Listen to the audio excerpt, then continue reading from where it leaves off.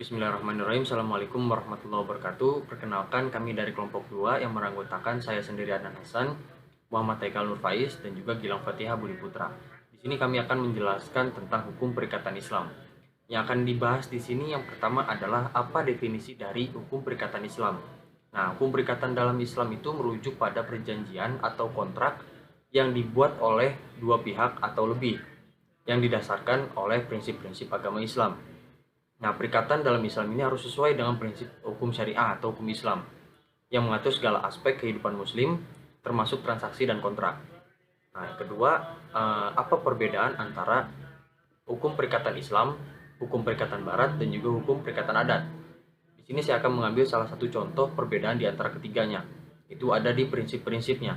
Nah, prinsip dari hukum perikatan dalam Islam ini didasarkan pada prinsip-prinsip agama Islam yang diambil dari Quran dan hadis, yang mengatur aspek hukum, etika, dan moral. Prinsip-prinsip dalam hukum perikatan Islam melibatkan konsep seperti kesepakatan sukarela, keadilan, ketentuan yang jelas, dan tidak bertentangan dengan prinsip-prinsip Islam. Nah, kalau hukum perikatan Barat itu didasarkan pada prinsip-prinsip umum hukum sipil atau common law, yang melibatkan konsep seperti kebebasan berkontrak, kebebasan berkehendak, dan kebebasan beraliansi. Nah, sedangkan hukum perikatan adat dia didasarkan pada tradisi atau adat istiadat yang berlaku di suatu masyarakat atau suatu daerah tertentu. Nah, yang ketiga, apa jenis-jenis perikatan Islam?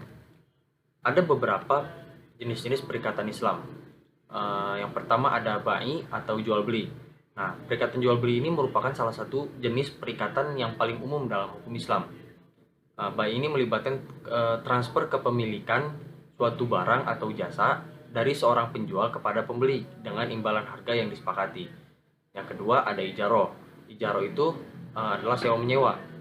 Nah, perikatan ijaroh yang melibatkan pemindahan hak penggunaan suatu barang atau jasa dari seorang pemilik kepada penyewa dengan imbalan pembayaran sewa. Pemilik tetap memegang kepemilikan barang atau jasa tersebut. Ketiga ada qard atau pinjam meminjam. Perikatan qard ini adalah perikatan pinjam meminjam yang melibatkan pemberian pinjaman suatu barang dengan atau uang dengan kesepakatan untuk dikembalikan dalam jangka waktu tertentu tanpa ada imbalan dan juga bunga. Nah, yang keempat ada pengwakilan atau wakalah. Nah, perikatan wakalah ini melibatkan penunjukan seorang wakil untuk bertindak atas nama dan untuk kepentingan pihak lain. Wakil tersebut bertanggung jawab untuk melaksanakan tugas yang diberikan oleh pihak yang mewakilinya. Yang kelima ada kafalah atau jaminan. Perikatan kafalah adalah perikatan jaminan yang melibatkan seseorang atau pihak yang bertanggung jawab untuk menjamin pemenuhan kewajiban dan atau pembayaran utang oleh pihak lain jika pihak tersebut gagal untuk memenuhi kewajibannya. Yang keenam ada hibah. Hibah adalah pemberian hadiah. Perikatan hibah itu perikatan pemberian hadiah tanpa ada kewajiban untuk meminta imbalan atau balasan dari penerima hadiah. Yang ketujuh wasiat. Wasiat itu harta wasiat ya. Perikatan wasiat melibatkan pengaturan tentang bagaimana harta seseorang akan didistribusikan setelah kematiannya sesuai dengan kehendaknya yang dinyatakan sebelumnya. Dan yang terakhir adalah musaqah dan muzaroah, yaitu perjanjian bagi hasil. Perikatan musaqah dan muzaroah ini adalah perikatan bagi hasil dalam bentuk kerjasama dalam usaha pertanian, di mana hasil dari tanah atau kebun diperoleh bersama-sama antara pemilik tanah dan pengelola atau pekerja. Selanjutnya akan dijelaskan oleh teman saya yaitu Muhammad Haikal Nur Faiz. Bismillah, saya akan menjawab pertanyaan nomor 5. Jadi nomor 5 ini sebutkan dan uraikan unsur-unsur akad dalam hukum perikatan Islam. Jadi akad dalam hukum perikatan Islam ini terdiri dari beberapa unsur penting yang harus dipenuhi untuk menjadikan suatu perjanjian sah dan mengikat bagi kedua belah pihak. Nah, di sini ada 6 unsur. Yang pertama ada al-muayyan. Jadi al-muayyan ini adalah unsur yang menuntut kesepakatan dan ketentuan tentang objek yang akan dijual beli, dipinjamkan atau diberikan kepada pihak lain.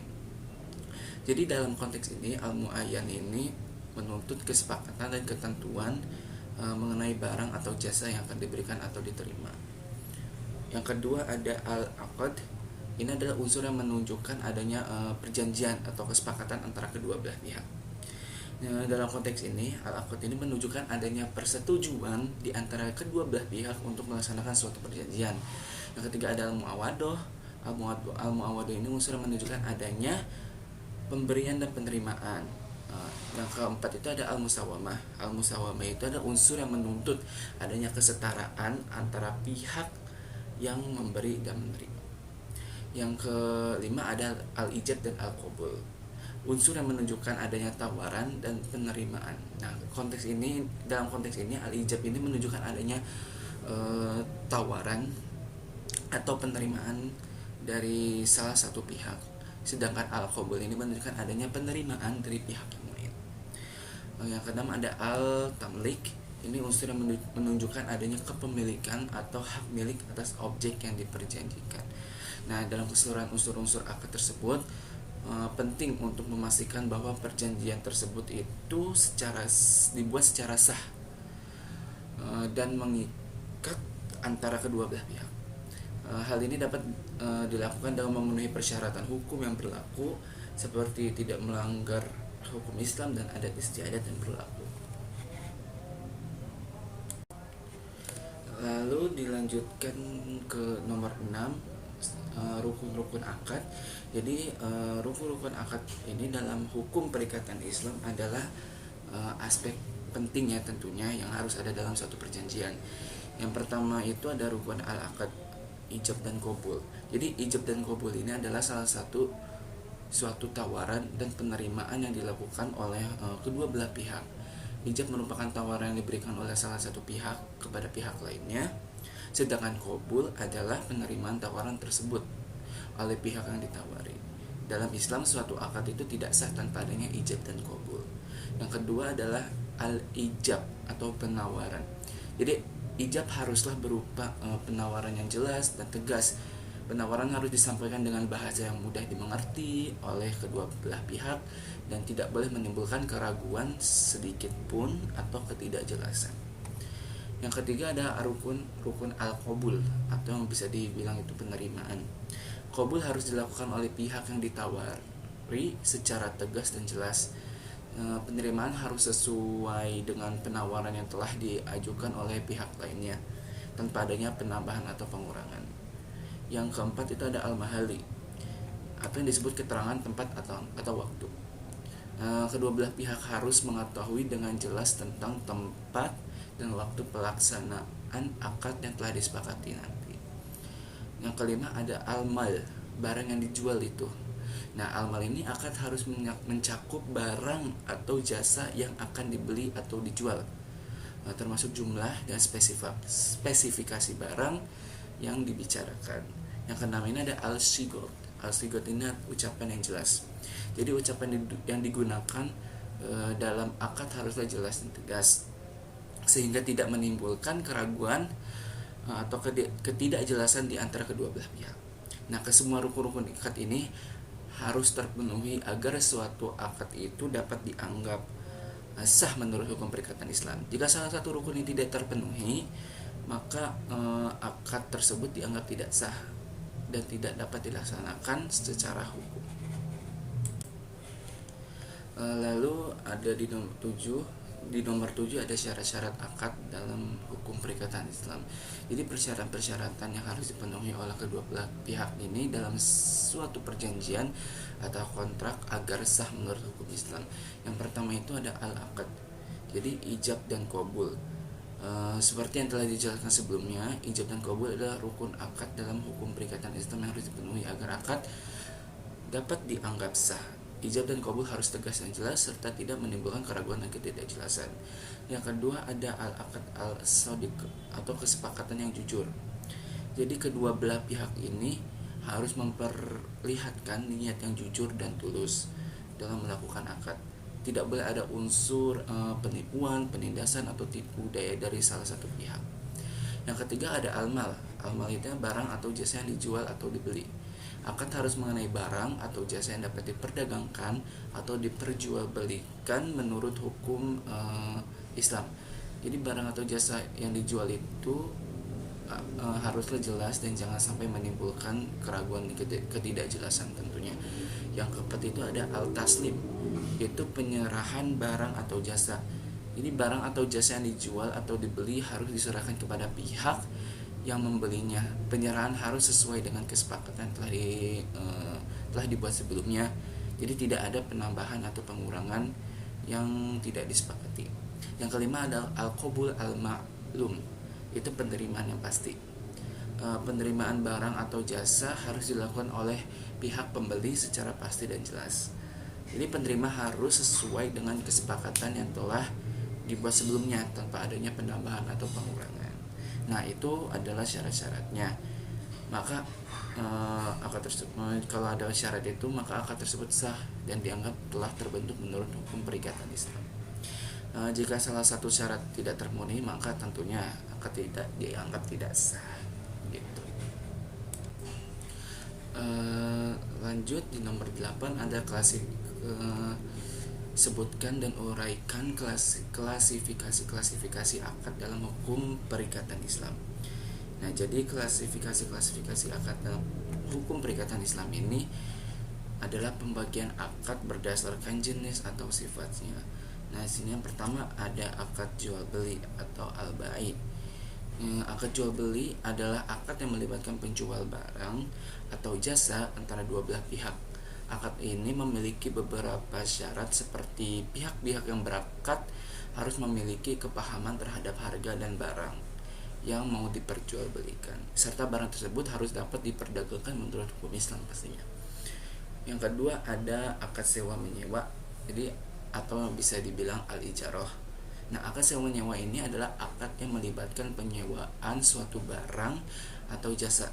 Syarat-syarat akad ini antara lain adanya kesepahaman mengenai harga sewa, lama waktu penyewaan, serta kondisi dan spesifikasi barang atau jasa yang disewakan. Yang ketiga ada akad hutang piutang atau bisa disebut al-qard. Akad hutang piutang ini adalah akad yang melibatkan pemberian pinjaman uang atau barang antara kedua belah pihak.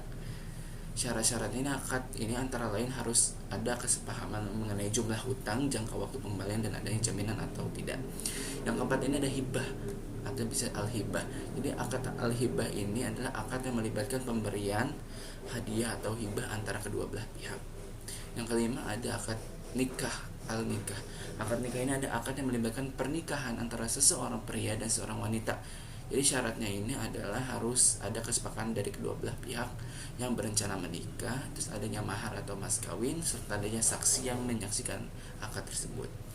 Nah, demikianlah beberapa klasifikasi akad dalam hukum perikatan Islam. Klasifikasi tersebut memberikan panduan bagi masyarakat Muslim dalam melakukan akad agar dapat memenuhi syarat-syarat yang ditentukan oleh hukum Islam. Pertanyaan selanjutnya akan dijawab oleh saudara saya, Gilang Fatihah. Baik, bismillahirrahmanirrahim. Assalamualaikum warahmatullahi wabarakatuh. Di sini saya akan menjawab pertanyaan dari nomor 9 sampai dengan nomor 11. Untuk pertanyaan dari nomor 9 itu, kapan berakhirnya akad dalam hukum perikatan Islam ya? Baik, dalam hukum perikatan Islam, akad atau perjanjian antara kedua belah pihak yang dapat berakhir sesuai dengan kesepakatan yang telah dibuat dalam perjanjian tersebut, atau dapat berakhirnya karena sebab-sebab yang diatur dalam hukum Islam. Yang menjadi sebab berakhirnya akad dalam hukum perikatan Islam antara lain, yang pertama adalah pencabutan, pembatalan akad oleh salah satu pihak atau kedua belah pihak dengan kesepakatan bersama. Yang kedua, berakhirnya jangka waktu. Yang ketiga itu terpenuhinya syarat-syarat yang telah disepakati akad tersebut. Dan masih banyak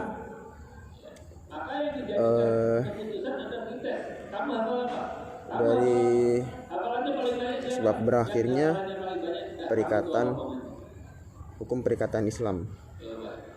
Di sini saya hanya menyebutkan 3 saja.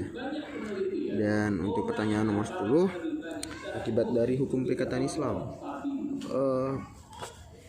Di sini saya akan menyebutkan 3 dari akibatnya. Yang pertama adalah menjaga hubungan kekeluargaan yang baik antara para pihak, karena dalam hukum perikatan Islam kebersamaan, keadilan, dan saling menghormati menjadi prinsip utama dan dalam menjalin kontrak.